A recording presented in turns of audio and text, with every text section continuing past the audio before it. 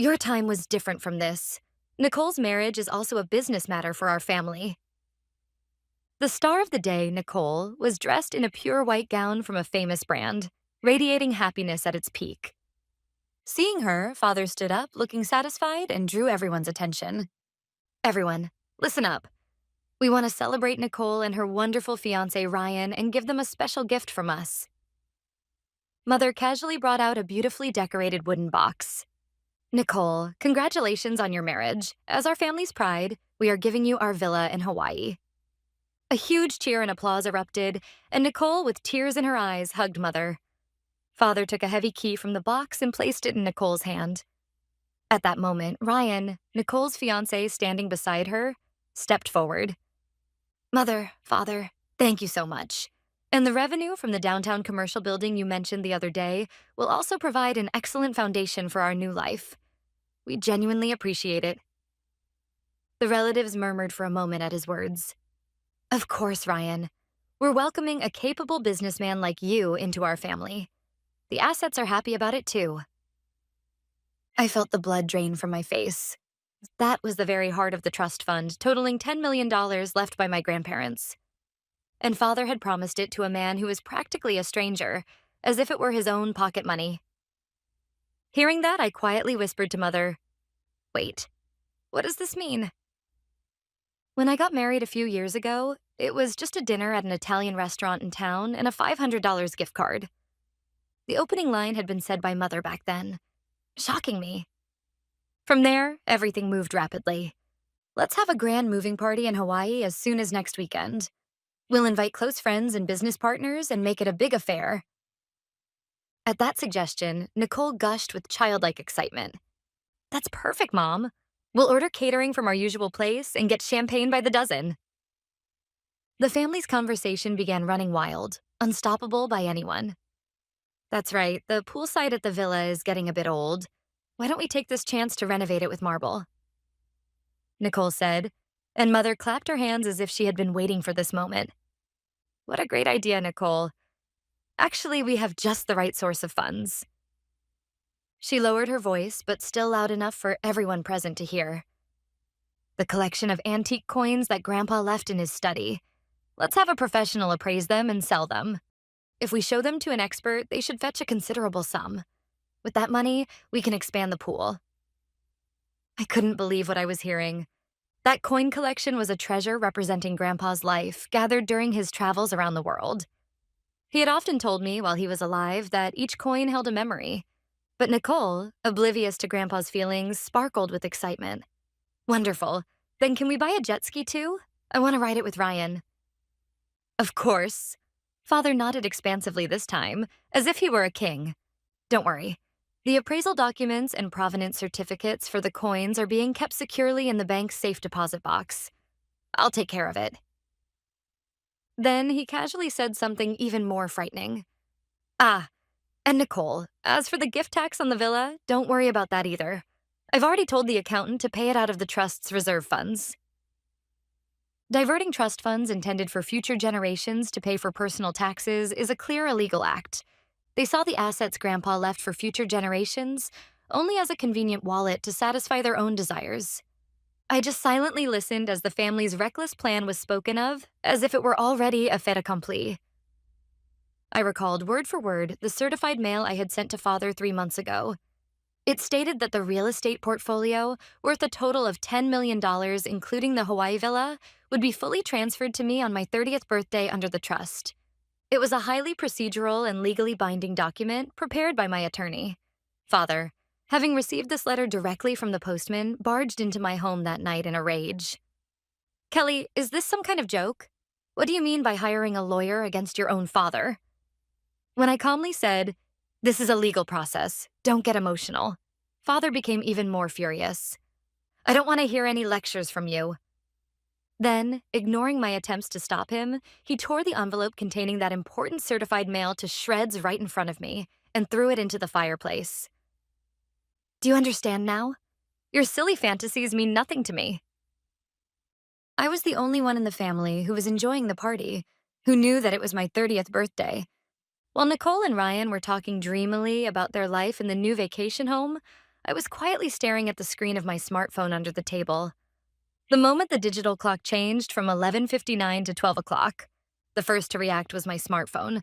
The sender was the law firm acting as the trust administrator. Important or official notice, notification of the completion of formal transfer of trust management rights. Almost at the same time I opened that email, Father's smartphone began to vibrate in his pocket. As I glanced at his face while he looked at the screen, I could see the color drain from it instantly. The email he received was also from the law firm. Important official notice regarding change of trust administrator. That brief sentence ruthlessly informed him that all his authority had been stripped away. What is this? Is this some kind of mistake? Father muttered in disbelief. Just a few seconds later, Mother's smartphone on the table began to chime with a notification. Displayed on it was an automatic alert from the real estate management company in Hawaii. Notice of security system update. The access codes for your Hawaii villa have been automatically updated as of noon today due to a change in the master administrator. The old codes are now invalid. After reading that sentence, Mother's cheerful smile completely disappeared. Honey, what does this mean? The code of the villa has changed on its own? He just alternated staring at his smartphone screen and my face, as if he were looking at something incredulous. Mother's anxious voice stopped the cheerful buzz in the solarium. Father was pale and finally squeezed out his words. Kelly, is it your work? Explain what the hell you mean. I quietly got up from my chair and declared clearly so that everyone there could hear it. I will tell you today, at noon, I am the sole and rightful administrator of the $10 million trust bequeathed by my grandparents. After a moment of silence, the whole room was filled with a roar that seemed to be beyond comprehension.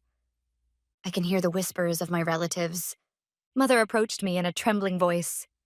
What are you talking about, Kelly? We gave that villa to Nicole. In response to that hysterical voice, I calmly replied, no, to be precise, Mom didn't have the authority to gift that asset in the first place. What? A villa in Hawaii, a commercial building downtown, and Grandpa's antique coin collection. All of them are my own. All of them are official trust assets listed in the trust agreement. I operated my smartphone and displayed on the screen the list of trust assets that the lawyer had sent me the other day. Then I held it up right in front of Mother. Please look at this list. Ever since our grandparents passed away, the ownership of these assets has not belonged to us as individuals, but to the trust itself, which has a legal entity. And today, all authority to manage this trust has been transferred to me. Mother was struck dumb when she saw the list of assets on the screen and the corporate name written below. Owner, Coastal Properties Trust. What she had believed she had given to her daughter as gifts were not actually hers. It seemed that this cruel reality had only just begun to register in Mother's understanding. My declaration completely froze the atmosphere in the room. The silence was broken by Nicole's fiancé, Ryan, who had been quietly observing the situation until now. He no longer wore the smile of a good-natured young man. With the sharp eyes of a businessman, he stared directly at me. Wait, Kelly, this is not what we agreed on. Earlier, your father promised to distribute the income from the downtown commercial building for our living expenses. What happens to that promise? His tone had long since abandoned any pretense of politeness. I turned to him and spoke firmly.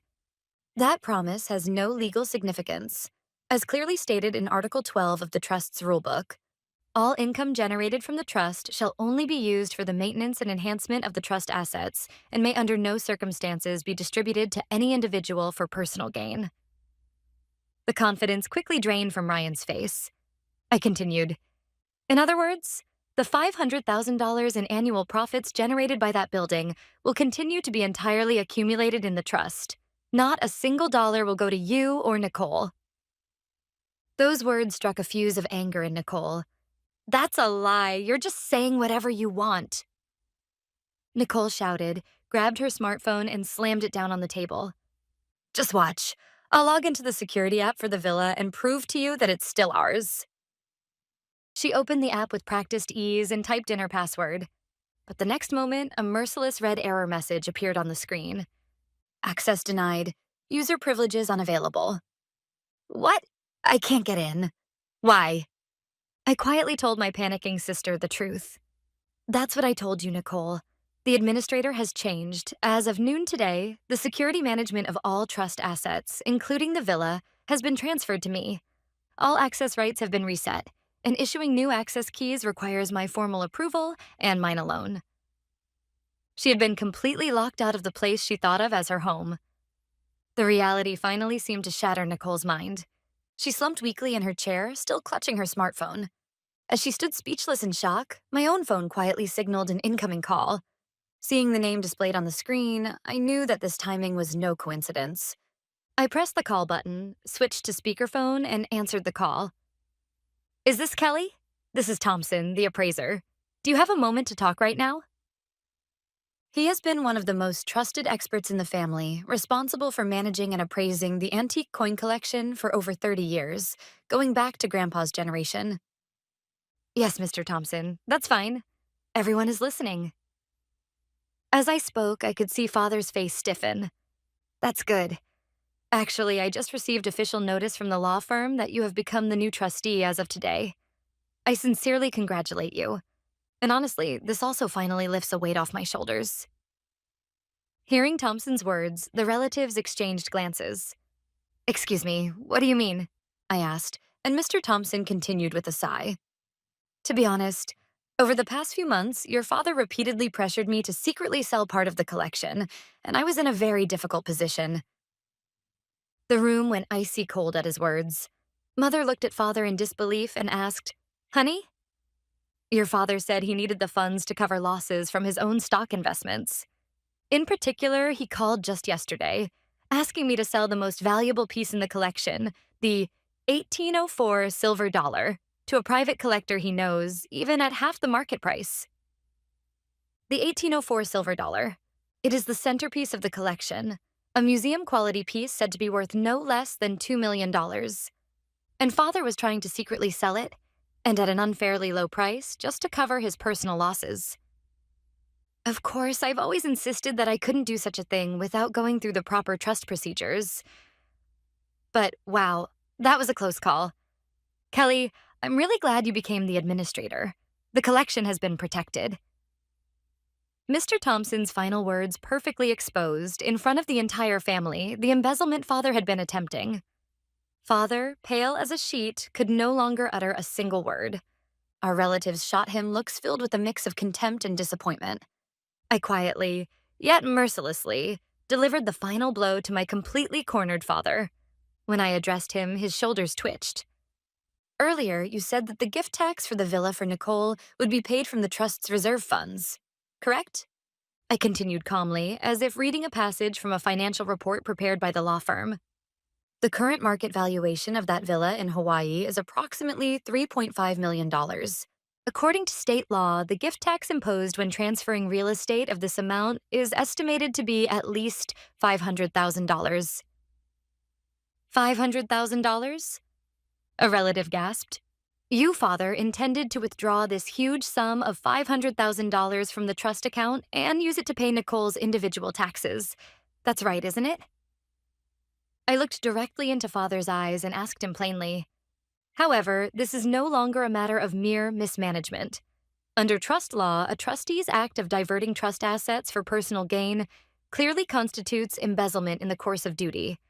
This is a serious criminal act that can carry a prison sentence of up to 10 years. I could see each legal term I spoke wrapping around Father like a heavy chain. He had no idea just how dangerous a bridge he was trying to cross, or the legal risks involved. The family assets he had thought of as his own were, in reality, bound by strict law and entirely different from what he imagined. And now, the fact that he had come dangerously close to breaking that law was finally being thrust in front of him. With no strength left, Father slumped into a nearby chair. As he fell completely silent and everyone lost their words, Mother, who had been dazed until then, suddenly shouted sharply, "Wait!" It was as if she had suddenly remembered something. She pointed at me with trembling fingers. I remember.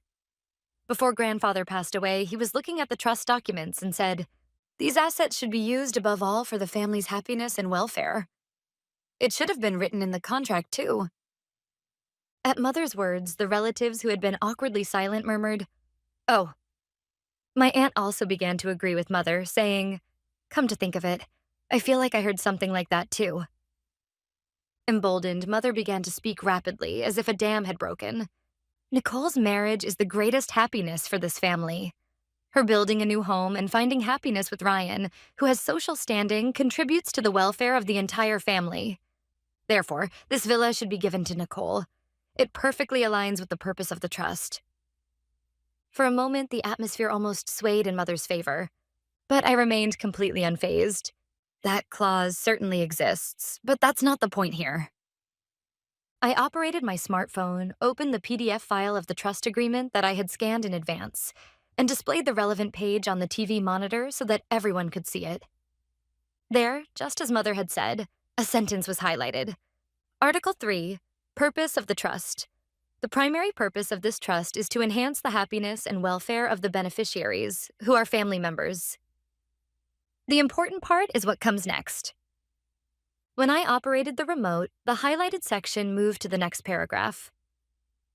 However, the use of the assets shall be conducted in a manner that does not compromise the long-term value of the trust as a whole, and it is an absolute requirement that it be fair to all beneficiaries, including both current and future generations.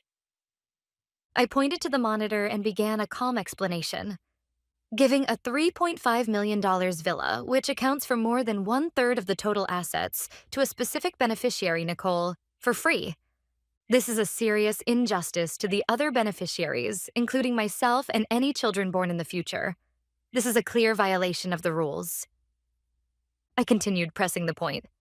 Furthermore, if the villa is gifted, we will permanently lose the annual rental income of about $80,000 that it could generate. This is an action that would obviously undermine the long-term value of the trust. That clause is an extremely important safeguard put in place to prevent situations like today, where assets are sold off based on emotional decisions. Faced with my perfect legal explanation, Mother murmured helplessly, "No, that can't be," and collapsed on the spot. It was the moment when the last glimmer of hope was completely cut off by unassailable logic. As Father remained completely silent and the sunroom filled with a heavy atmosphere, Nicole's fiancé Ryan stood up, his face contorted with anger. He had now stopped acting like a member of this family and confronted Nicole, exposing his hostility openly. "Nicole, what on earth is going on? This isn't what we talked about," Nicole sobbed, answering in a faint, trembling voice. I didn't know it would turn out like this." "Didn't know doesn't cut it. Your father promised me a stable income from a commercial building. And that Hawaiian villa, it's not just any house. If I put that up as collateral, I could have secured loans worth millions of dollars for new business investments." What came out of Ryan's mouth wasn't words of love, but cold financial calculation. No expected income, no collateral value. And on top of that, your father is practically a criminal. Marrying into this family would be nothing but a stain on my career. Ryan handed Nicole an ultimatum. "I'm sorry, but I need to reconsider this marriage. No, let's call it off entirely."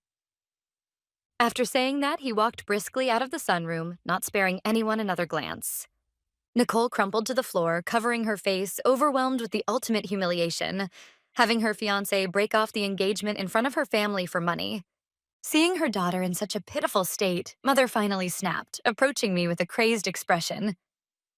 "This is all your fault. You schemed all of this, didn't you?" She grabbed my arm and shouted hysterically, "How could you do something so cruel? You ruined my daughter's happy marriage out of your jealousy. You devil!" Her furious voice echoed through the room. "Because of you, Nicole's life is completely ruined." I quietly shook off Mother's hand as she grabbed my arm. Then I looked straight into her tear-filled eyes and, with just one word, told her the truth. "It wasn't me who messed up Nicole's life. It's your own responsibility, Nicole, for choosing a man who can only judge things by money." At those words, Mother gasped and stood frozen. Holding Nicole, who was sobbing after being abandoned by her fiancé, Mother seemed unwilling to give up, shouting as if entrusting her last hope. "What about the moving party next week? I've already sent invitations to close friends and executives at Ryan's company. We can't cancel it now." If only that party could happen, maybe something could still be salvaged. Her desperation was evident. "The party is canceled." At my concise words, Mother looked entirely unbelieving. "Why?" How am I supposed to explain this to the guests? Explain it however you like, but physically holding the party is impossible. I explained the reason calmly, yet clearly enough for anyone to understand. First of all, the house we're moving to isn't Nicole's, so it's obvious, isn't it? That single statement became the final stake, signaling the end of all plans. The house we were supposed to give as a gift belongs to neither me nor Nicole, so she can't move out. It was a logic so simple and cruel that there was no room for argument. It seemed I no longer even had the energy to refute it. The relatives, witnessing this devastating collapse of the family, stood frozen, unsure of what to do. But eventually, one by one, they awkwardly stood up and left, as if fleeing. The sunroom, once so lively, fell silent in an instant, leaving only the half-eaten food and my family, crushed by despair. Father had been sitting on the sofa, staring into empty space, and eventually, in a frail voice like that of an old man, he muttered to me, "You, in just one day, completely destroyed this family." At that accusation, I quietly shook my head. "No, Dad, it wasn't me who destroyed it." I looked straight into Father's eyes and said clearly, "The ones who destroyed this family were unmet promises and pretensions beyond our means." I did not dwell on sentimentality. I pulled out my smartphone right there and called Mr. Thompson, the appraiser who had given me such excellent assistance earlier. "Mr. Thompson, it's Kelly. Thank you so much for earlier." From the speakerphone, his calm voice came through. "No, I just did what was natural. So, is there anything else I can do for you?" "Yes. As the official trustee, your first task is to begin an immediate assessment of the current state of the antique coin collection. Then conduct an urgent audit to ensure that all assets are properly secured, starting as soon as tomorrow. The costs will be covered by the trust." "Understood. I'll assemble a team right away. I think the collection has been waiting for a trustee like you, someone who can make quick and accurate decisions." I felt a slight sense of relief at Mr. Thompson's strong words. After hanging up, I began drafting a detailed email to our legal advisor. Urgent task request following trustee transition. In the body of the email, I listed, in bullet points and without any emotional language, only the objective facts of what had occurred at this morning's brunch. I concluded the email with the following. Based on the facts outlined above, please initiate a formal investigation involving an external accounting firm into the potential past misappropriation of assets by the former trustee, my father. Additionally, please send a notice to Ryan, Nicole's former fiancé, requiring him to sign a legally binding memorandum affirming that he will make no claims whatsoever to the trust assets in the future. The moment I hit send, I felt something change within me. I was now the sole trustee, responsible for protecting, nurturing, and connecting $10 million in assets to the future. The weight of that responsibility, rather than crushing me, made me stronger. With my head bowed, father and tearful mother and sister beside me, I quietly stepped into a new life. Several months had passed since that turbulent brunch. With the help of appraiser Mr. Thompson and the legal advisory team, I had begun to fully settle into my role as trustee. Our Hawaii villa, after undergoing strict screening, was leased long-term to an executive of an IT company, providing steady rental income to the trust. The commercial building downtown also benefited greatly from the tenant review I spearheaded, and its revenue has increased by more than 15% compared to when Father managed it. The results of the investigation we commissioned a lawyer to conduct into Father's past asset management were shocking. Evidence kept surfacing that showed Father repeatedly attempted to divert trust funds, not only for the coin sale attempt testified to by Mr. Thompson, however, also in the past, to cover his own business shortfalls or compensate for losses in stock investments. Fortunately, each time the cautious accountants at the trust management office prevented him from doing so, but it became clear to everyone that Father was unfit to be in charge. I hear that my sister Nicole completely broke off her engagement with Ryan afterwards, and due to the significant mental shock, stayed cooped up at home for a while. Mother continues taking care of Nicole, but she seems to have been telling relatives that I am the ruthless daughter who broke up the family. Since that day, my relationship with Mother and Nicole has been completely severed. Father was confronted with the investigation report by the lawyer and, unable to argue back, signed documents formally relinquishing all authority over the trust. Now, he has completely lost his drive and lives almost like a recluse, spending his days tending to his garden. Occasionally, I reread the letters that Grandma entrusted to me alone. One of them said, "To Kelly, this responsibility will sometimes make you feel lonely. You may be criticized by your family, but do not forget. You are an important guardian of our dreams and future. We always trust your judgment. What has been lost may be great. However, I am honoring my grandparents' wishes and fulfilling the responsibilities entrusted to me. That fact, above all, keeps my heart strong. I am no longer someone who watches others' expressions. From now on, I will resolutely continue on my own path of protecting the family's assets and passing them on to the future.